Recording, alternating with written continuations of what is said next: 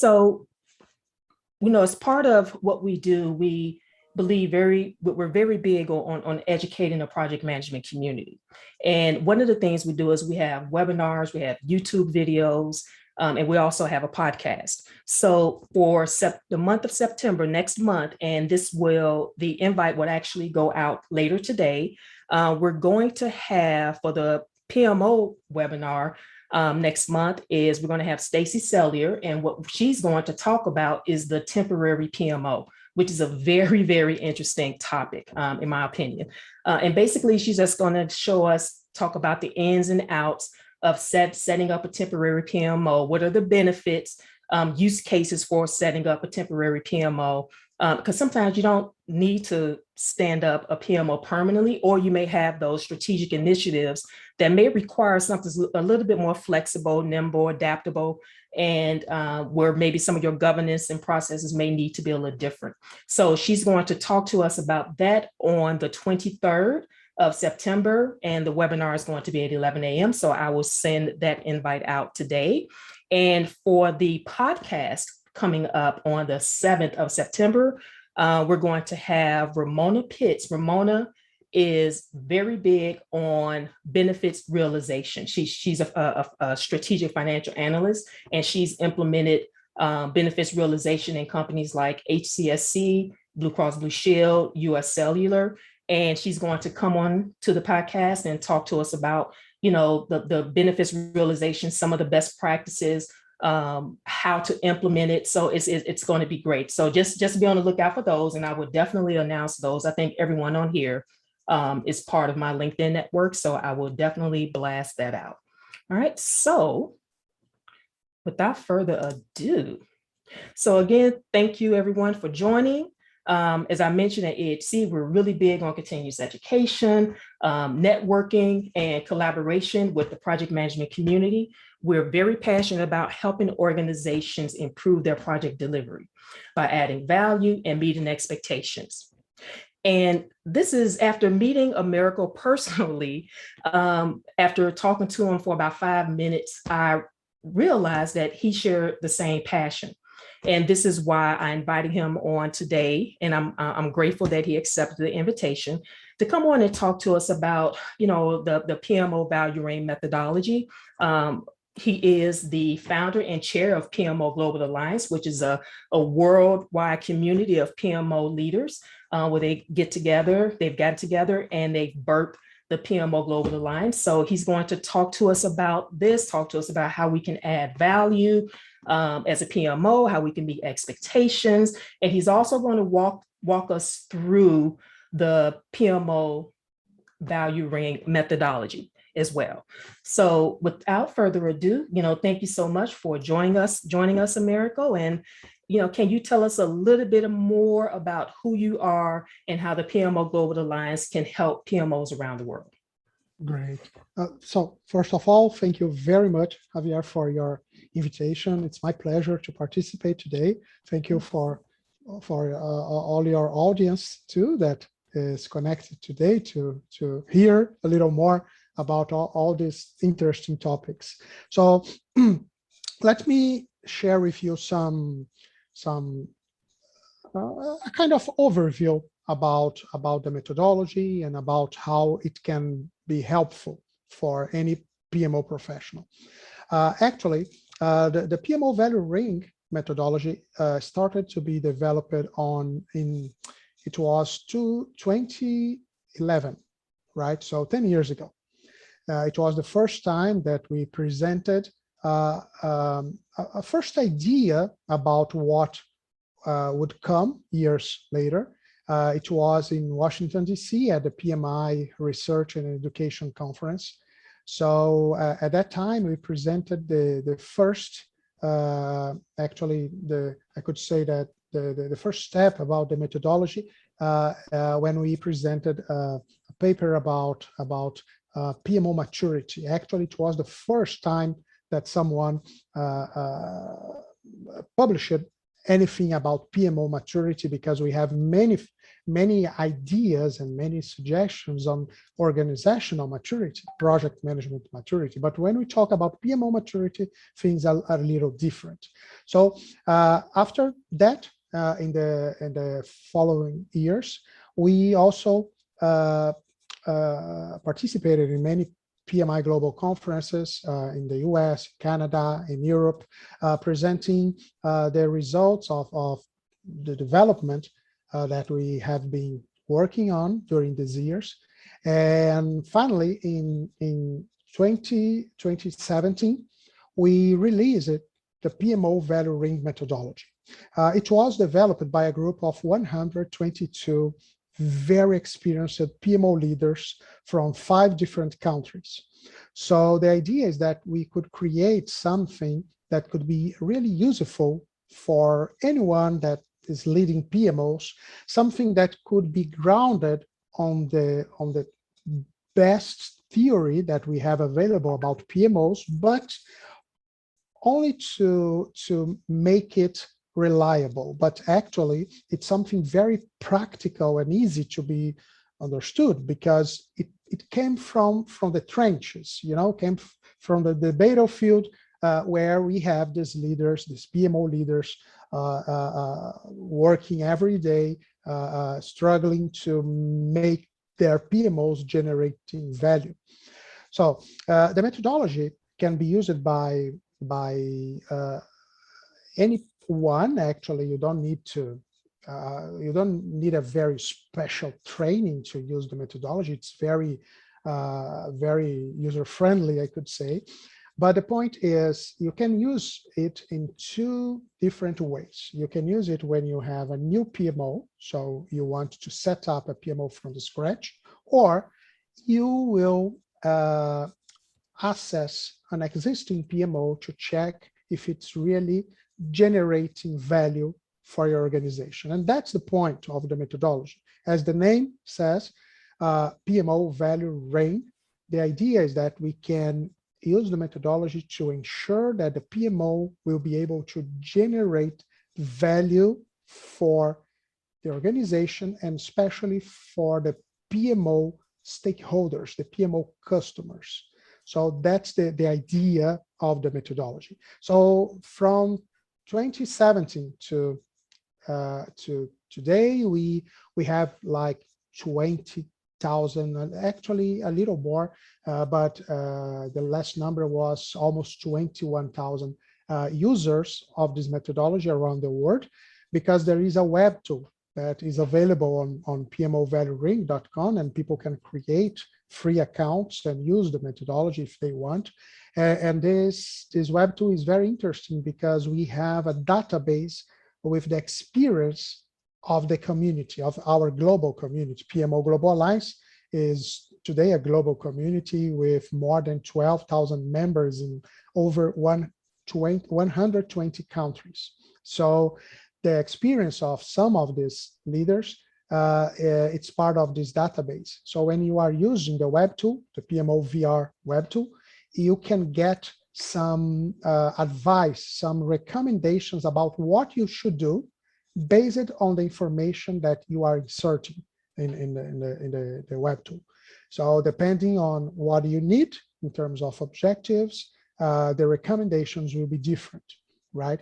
And actually, to close this first overview, what I would like to tell you is that when we talk about value, usually we think about numbers, right? But when the subject is PMO, it's a little challenging because it's not easy to show the value of a PMO in terms of numbers.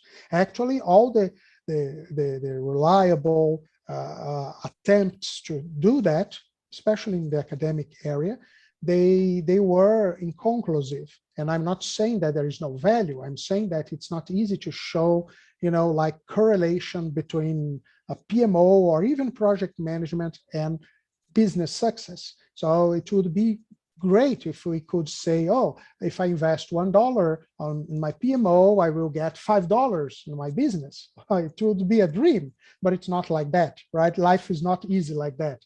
So how can we justify our PMOs?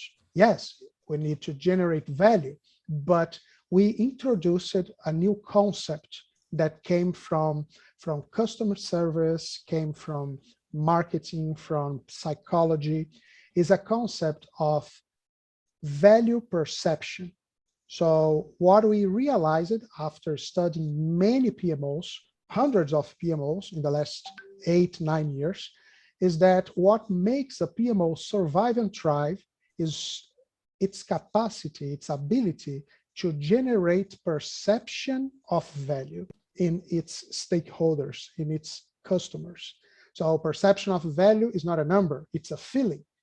It's that thing that happens when you ask your director, do you believe that the PMO is something good for you? And he or she will say, yes, I think it's good. And when you ask why, possibly he will not tell you exactly why. I don't know exactly why it's good for me, but I feel it's good.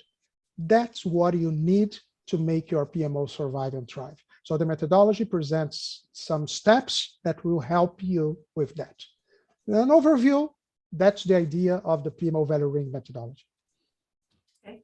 Thank you so much, Americo. So I know within the PM world, there are a couple of, well, there used to be 3. I know PMI used to have a PMO methodology as well, but the ones today I know for sure is PMO Global, PMO Value Ring, and then there's another one by Axios, P3O.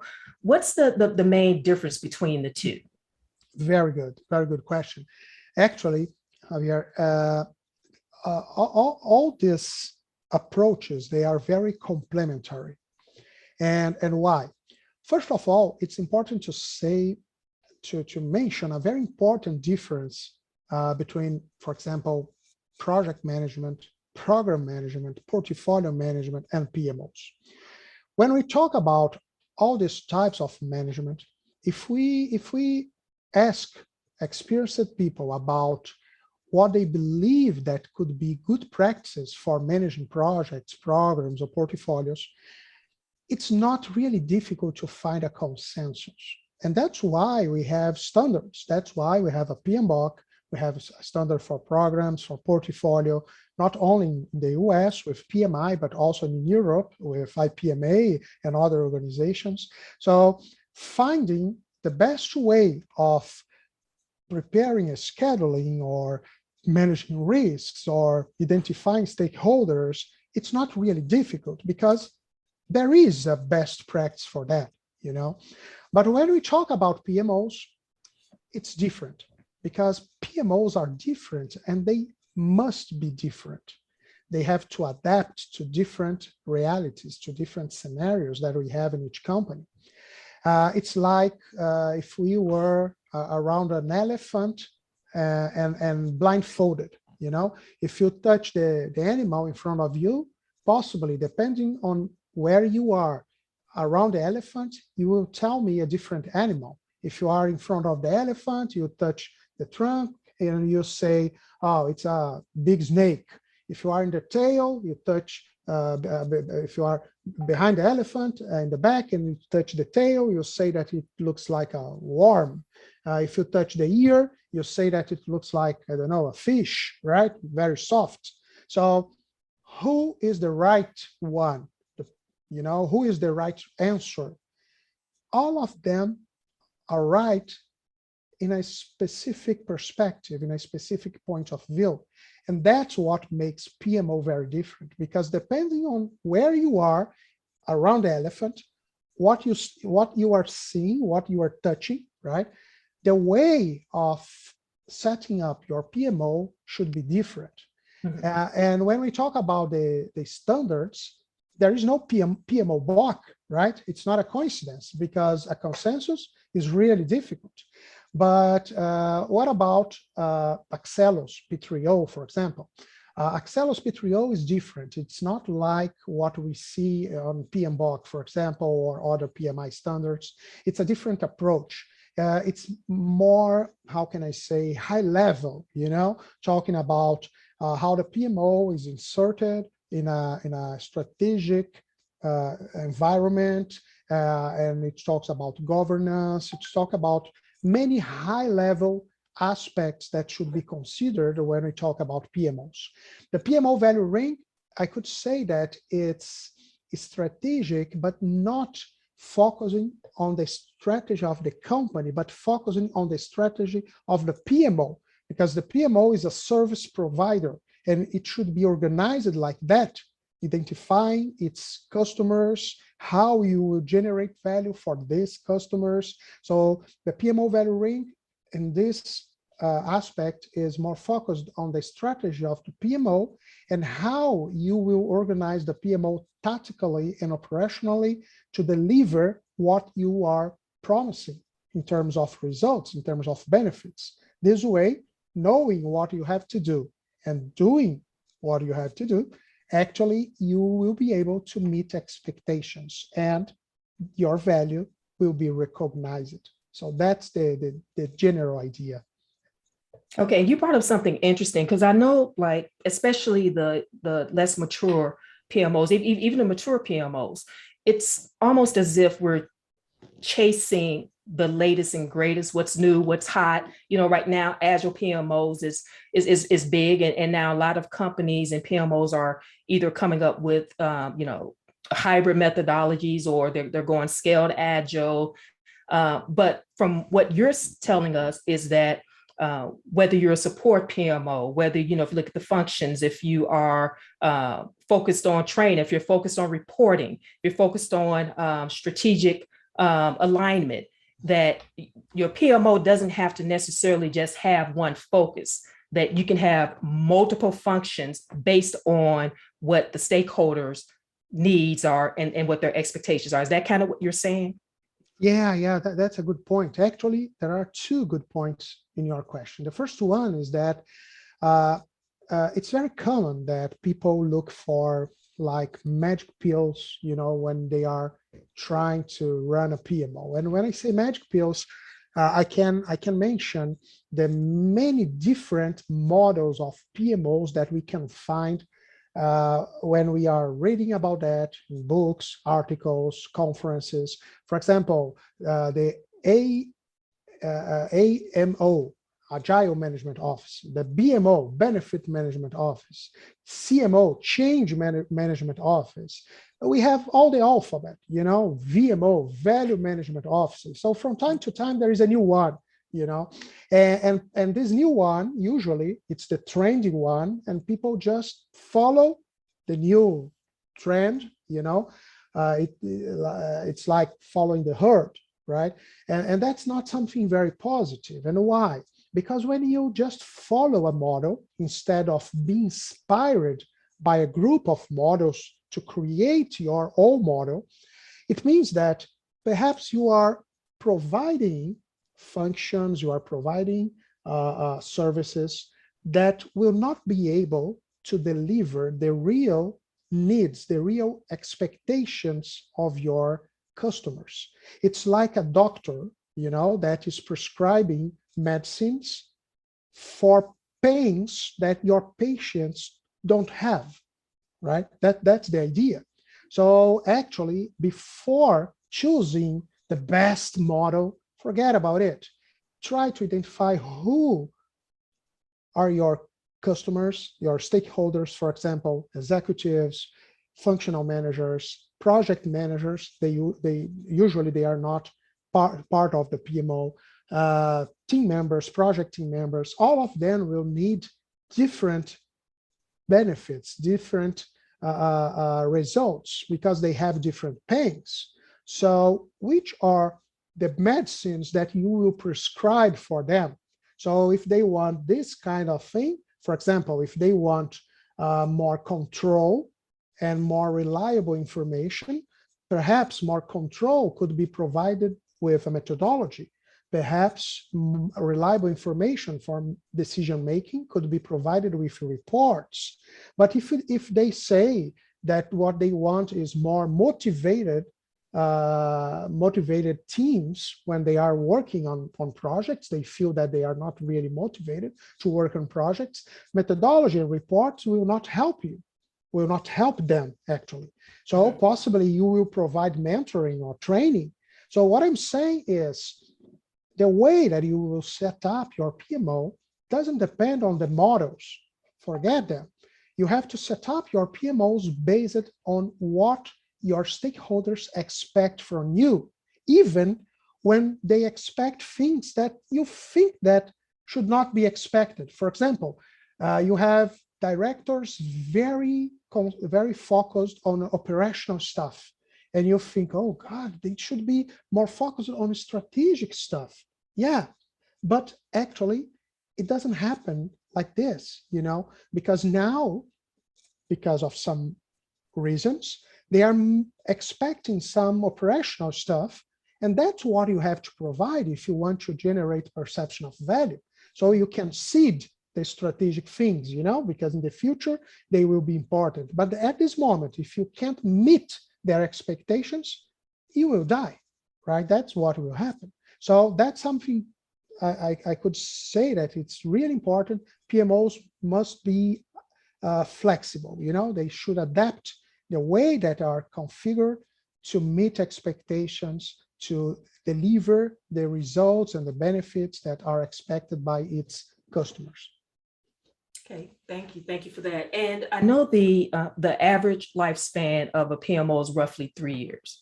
And when organizations need to cut something because the PMO is a service area, and if they're not seeing the perceived value, the PMO is one of the first areas to be cut. So from your experience, what can you tell us as far as how to get in front of this? Because I know sometimes the PMO is set up, is structured, it's been working well, and maybe did well for the first 7 years, but things have changed, and now it's no longer meeting expectations. What are some of the things from your perspective or from your experience PMOs can do to kind of change the dial and kind of switch directions and pivot? Do you think it's risky for a PMO to just stop what they're doing, tear everything down, and then just maybe use a methodology like PMO value range methodology and just create your PMO anew from scratch based on expectations? What is your experience on doing that? And do you think it's something that can be, traumatic or complicated for an organization to do? If you can just kind of run us through your experience. Yeah, that's something really interesting, because this magic number of 2 years, PMOs on average, they live for 2 years, 2-3 years. It came from a very interesting piece of research developed by two, I consider them the most important researchers on PMOs in the world, is Dr. Brian Hobbs and Dr. Monique Aubry. Both are from Canada, Montreal, Canada. Dr. Aubry, she was my supervisor. Actually, she is my supervisor at my doctorate program in France. She's a great person, and at their research, they identified that PMOs had a kind of average life cycle of 2 years, 2.5 years. But I think that it was misunderstood. This information was misunderstood by many people. First of all, yes, it's an average lifetime, but actually it doesn't mean that your PMO will die after 2 years. It will be shut down.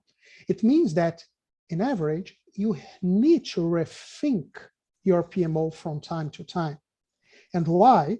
Because expectations, customers' expectations will change from time to time. And they will change because the strategy has changed, the world has changed. Even your customers, they will change too, because they will mature. So things that were important for them are not important anymore, and things that they couldn't see that they were important in the past, now they can see that. So expectations will change. So PMOs, they can die, of course, they can be shut down when they don't realize that, when they believe that what they are doing is what should be done, and there is nothing that we have to rethink or that we have to change. That's the way of doing PMOs. So I'm so sorry, but sooner or later your PMO will fail because it's impossible to have, a static PMO nowadays. So when we talk about this 2 years, actually it's 2 years at least that you have to review what you are doing, and perhaps your PMO will become something different.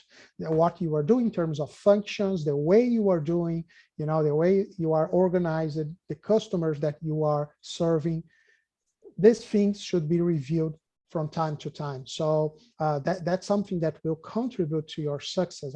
I'm sure about that. That's why the PMO value ring is a ring, because actually, you start all the process of designing your PMO, monitoring results, and analyze these results. And from time to time, you have to reassess, everything again to check if your PMO is aligned with what's really needed or not. Okay, thank you for that. And I have just one more question. And then from there, if you don't mind, if you could just walk us through the PMO value ring framework. Sure, sure. So my last question for you is, I know it's rumored that because of things like digitization, as I mentioned earlier, scaled agile methodology, that the future of PMOs is really at risk and will no longer be needed in the near future, actually. You work with PMO leaders around the world. What are you seeing in the industry, and do you think there is some truth to this? Yeah, that's a very curious topic. Actually, there are many people that say that they defend the apocalypse of the PMOs, right? So PMOs will die and they will not exist in 10 years, maybe. But in fact, what we see something a little different. One of the most important projects on PMO Global Alliance, our global community, is a competition, the PMO Global Awards. It's the largest award for PMOs in the world. PMOawards.org is the website if someone wants to know more about that.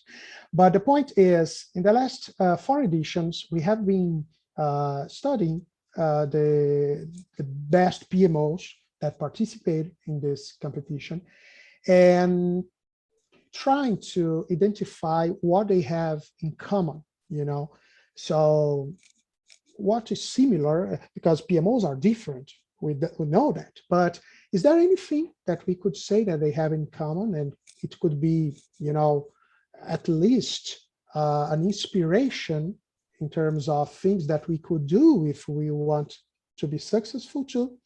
That was the question. So after that, we identified that one thing that all of them are doing is understanding that the word will be, or it is, and it will be hybrid, So you don't need to choose something like, like a religion. No, now I'm agile and everything should be agile and all the rest, it's not really good. And that, no, you don't need to do that, because being agile or not, or being hybrid or using this or that technique or tool, it's an option, it's an alternative. You don't need to choose one of them. You can choose all of them, So actually, what we see is that PMOs are used in many organizations to generate more results, to generate more productivity, and to centralize some functions that can bring better results when they are centralized. So, of course, there are many ways to do that. You can provide more autonomy to your customers, less autonomy. You can be more technological, less technological. You can be more straight, or more, how can I say, more strict, actually, more strict in terms of methods or not. There are many ways to do that. We have many options to choose, but there is absolutely no evidence that PMOs will just die, they will not exist. Actually, what we see is that they are becoming stronger, they are changing, they are assuming, they are starting to work with new roles in the organization, Mhm. but they are not being shut down, except when they can't do what they should do. Okay. That's the point, right? Okay, so should I give you now a brief overview about all the steps of the methodology? Would you like Yes, please. Thank you. me to? Okay, great. So let me share with you very quickly some ideas about the methodology. We have 8 steps, right? And these steps, they are organized in designing or redesigning the PMO and monitoring the PMO. So the first point that we have to understand before using the methodology is that everything should be oriented to deliver value, to deliver perception of value for our customers. That's the point. So on step number 1, what we will do is identifying our stakeholders, for example, directors, project managers, functional managers, team members, project team members, or any other group that you can see, and we will collect from them their expectations. So when I say expectations, you could say, okay, Americo, I will ask them which functions they want. Do you want a methodology? Do you want training? Do you want some reports?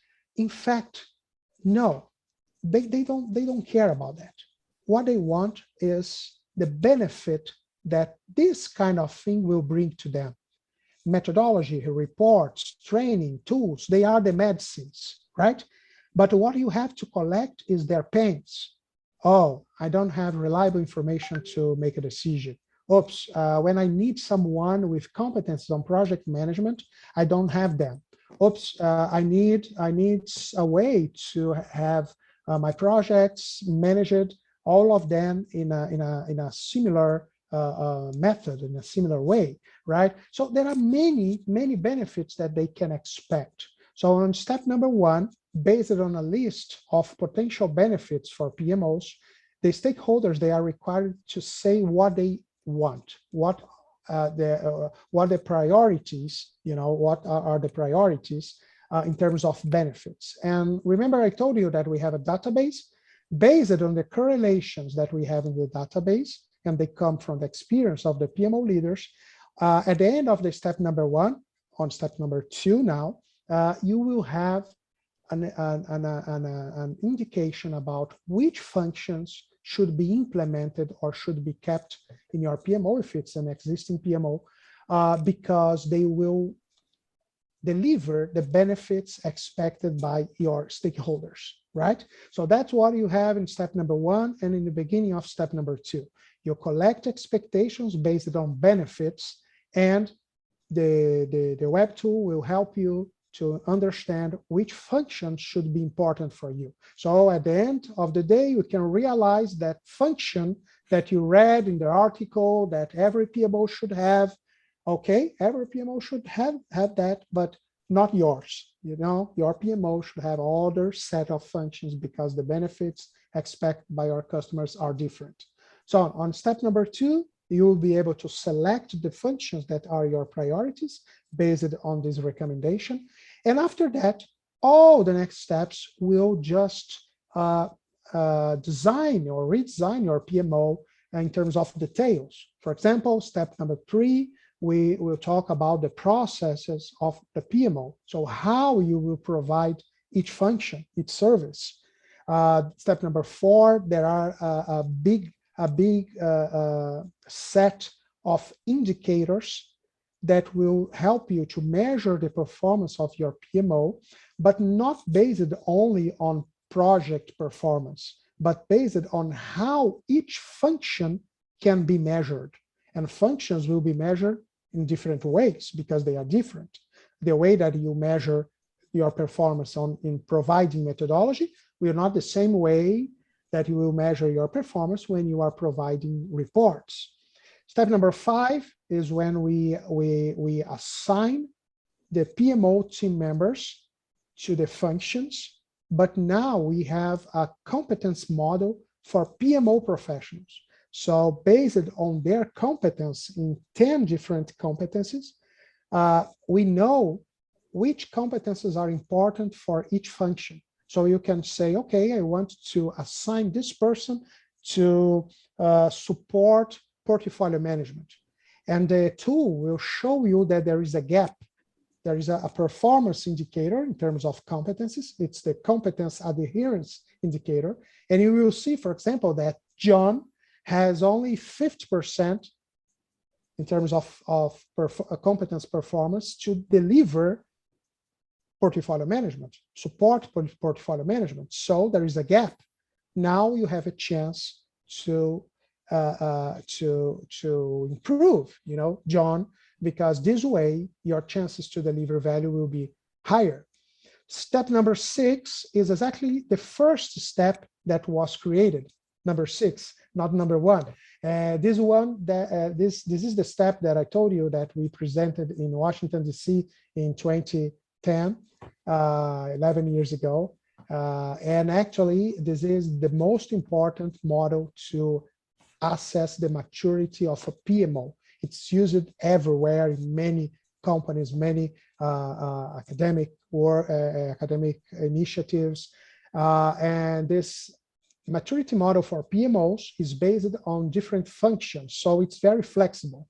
Depending on the functions that your PMO is providing, the way that you will measure your maturity will be different. But look, there is something important that you have to consider.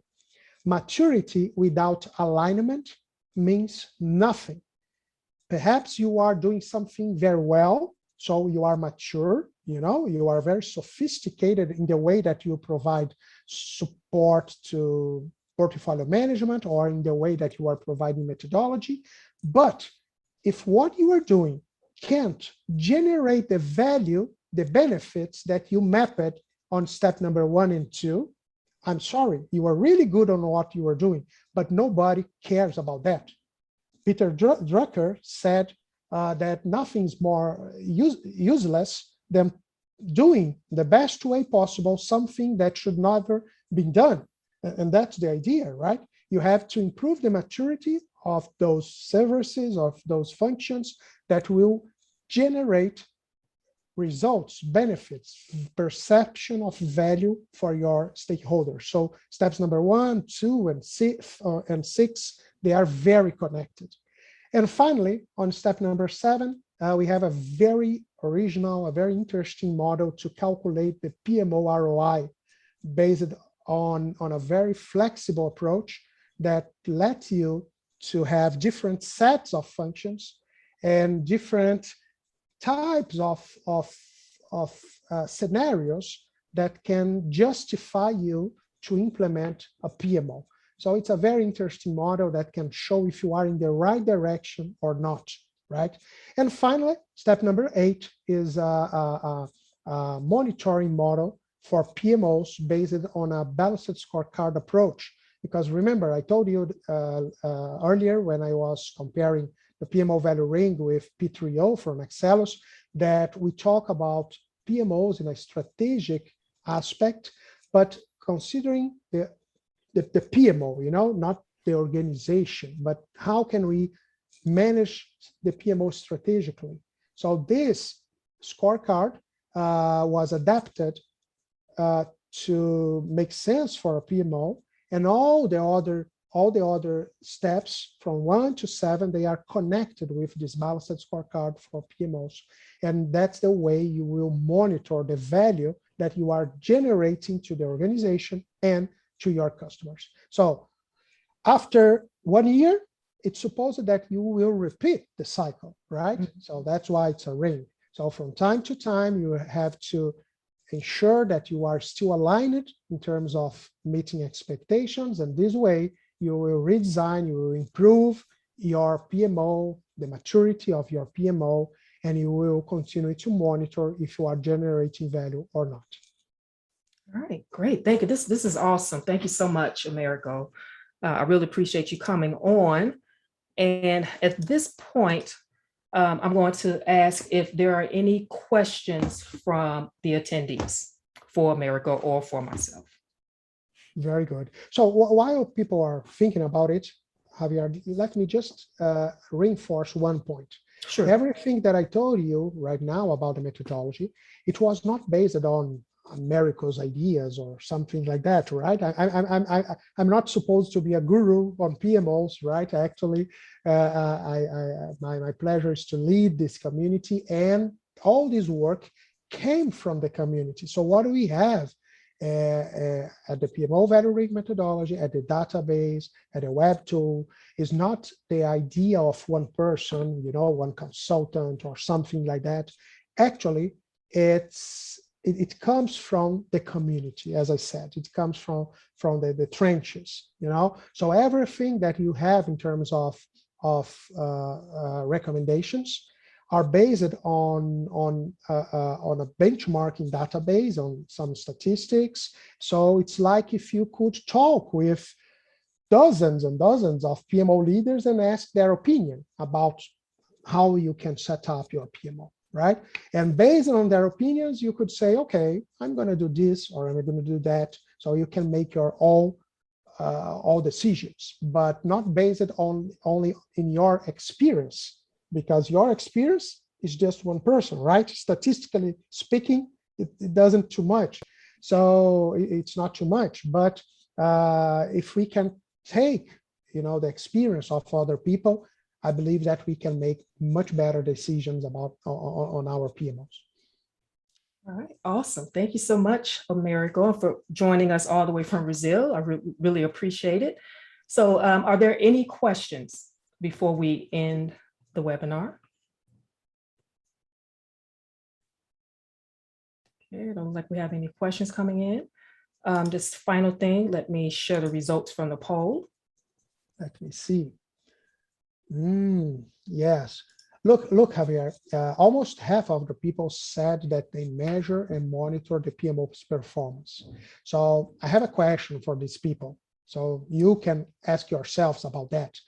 Are you sure that you are measuring your PMO performance? Because sometimes we say that we are doing that because we are measuring if the projects are going well or not, right? But it's not all. Because sometimes, depending on the way that you set your PMO, the way that you have to measure your performance will be different, because your influence over the projects, they will be different. So there are some PMOs that, okay, if the projects are going well, it's because of us. But my question is, okay, so if the projects are going in a bad way, you know, it's because of you? So that's what you have to answer. Because if you measure your performance based only on that, it can happen, you know. So you should show your value in a different way, in a more broad way. So I suggest that you take a look on the performance indicators that we have. All this information is open for the community. So if you go to pmovaluering.com, you can create a free account. And my suggestion is that you can go to step number 4 and take a look on all the performance indicators we have there. They are grouped by function. So depending on the function that you are providing, you can take some of them and you will see how, you know, how many possibilities you have, right? So I really suggest that. I think it can be useful for all of you if you feel that you could improve the way that you are monitoring your PMO performance, okay? All right, thank you so much, Americo. Really appreciate it. Okay, Javier, just could you go down to just me check, because there was something that I would like to say before saying bye. Okay, find good talent, project management. Okay, right. Just one last thing, Javier, because I like to challenge people to think, you know, about some specific points. Of course. It's very common that people say that one of the most important reasons for PMO failure is when you lose sponsorship, you know. So a lack of sponsorship made my PMO fail, right? That's something that we listen, you know, to many people saying that many times, and we can read that on articles. But I would like to challenge all of you about this topic. And why?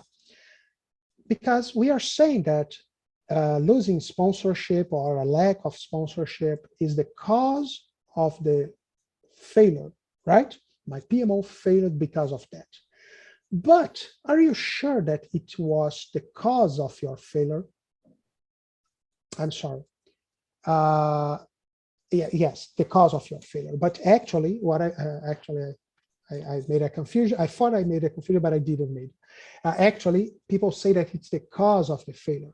But actually, what we have been seeing in many companies is that it's much more the consequence of the failure, the evidence that you are failing. Because when you can't deliver perception of value for your executives, of course, they will say, well, why I'm spending money with these guys, and you will lose sponsorship. So when you are losing sponsorship, it's exactly because you can't deliver perception of value for them. So it's not the cause of your failure. It's the consequence of your failure. You are failing on generating perception of value. So how can you dare, deserve sponsorship if you can't generate perception of value? So losing sponsorship is much more a warning, like a red alarm. If it's happening, it's time to stop and rethink your PMO, because there is something wrong. If you are being challenged all the time, if people can't recognize the value of what you are doing, if you feel that, you are being challenged and people are asking if the PMO is really useful or not, stop and rethink what you are doing, because it doesn't mean that the PMO is not useful for your organization. Possibly, you are doing something that is not delivering what they really need, right? Great point. Great point, Americo. Thank you so much. Is there anything else you would like to add, Americo? No, I think that's the most important point. So if all of you could access pmovaluering.com and try the methodology, as I said, you can create a free account. It's a contribution to the global community, and your feedback will be very, very welcome, right? There is a certification on the method too. So if anyone want more information, just go to pmoga.org and you can find more information about that. And thank you very much, Javier, for the opportunity. Javier is one of our certified professionals, right? By the way, she got 99%, right? Yes, it's true. It's very rare, but she got 99% in the proctored exam. It's not easy like you can think it is. It's not. And actually, we are very proud to count on Javier as one of our, today we have more than 5,000 credential holders in over 86 countries. And Javier is one of them. And I'm really proud to count on you, Javier. Thank you very much. Well, thank you. I appreciate it. And you know what, before you go, if folks need to drop, you can, but we do have a few questions. And we have a few minutes left. There's one question from Heather, and she wants to know, what are examples of how to measure? Oh, never mind. She said you just answered that, unless you have something else to add. I think so. And you can find some metrics in step number 4 at pmovaluering.com. Don't forget to take a look on that. You like it. Okay, thank you. And okay, someone said they're getting an error with trying to access your website, pmoga.world. So I don't know if you could take a look at that, Americo. I'll try it myself also after the webinar here. Sure. Okay, and I think that is it. All right. So thank you everyone for joining us. We really appreciate your time today. Thanks, Americo, again for coming on. And if you are looking for someone to come in a company and help you implement, update, mature your PMO, even do an analysis of where your PMO stand today, E.H. Hudson, we can do that. We also provide coaching for project managers to help develop talent, and we also provide staffing. So if you're looking for either one of those, feel free to give us a call or email me. And again, I really appreciate your time, and we will send out the recording. Should be available within probably the next hour or two. And again, thank you guys, and hopefully we'll see you at next month's webinar. Take care, everyone. Thank you so much.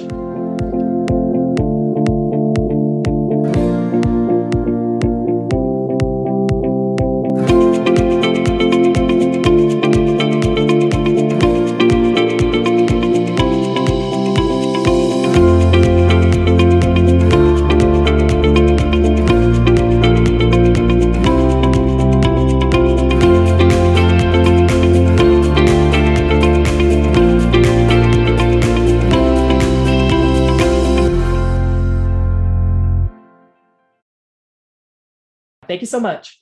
Thank you. Bye-bye.